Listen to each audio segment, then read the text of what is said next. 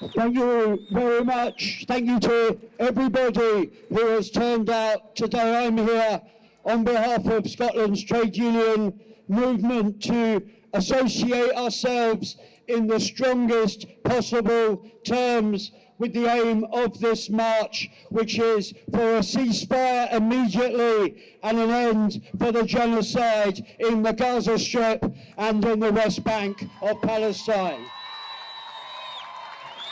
And some people seem to find it really hard, really confusing, really difficult to associate themselves with those demands. Now, we didn't find it difficult to associate ourselves with the condemnation of the killing of Israeli citizens within Israel at the hands of Hamas. And we didn't find it difficult to associate ourselves, nor do we continue to find it difficult to associate ourselves with the demand for the release of the hostages. But we also say, why do our world leaders, why do our political leaders, why do our elected representatives, too many of them, find it difficult to associate themselves with the humanitarian cause of the people of Gaza? Why do they continue to turn the blind eye to the bombing of churches,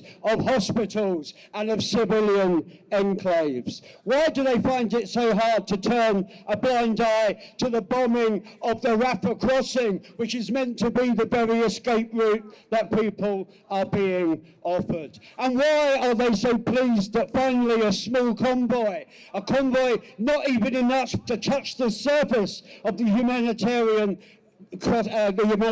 disaster in Gaza, why do they celebrate that for more than it is? So we say today quite clearly, an end to this war, an end to the actions of the IDF, an end to the sale of weapons from the UK and other countries which are being used to kill innocent people. And we will support any group of workers and any union in this country or any other country that wishes their labour not to be associated with that ongoing war. Now, the STUC takes a view, and it's a very difficult view to maintain in these circumstances, in support of a two-state solution. But our support for that two-state solution is predicated on the dismantling of 500,000 people in illegal settlements throughout the West Bank and Israel. It's predicated on the sharing of Jerusalem as a capital.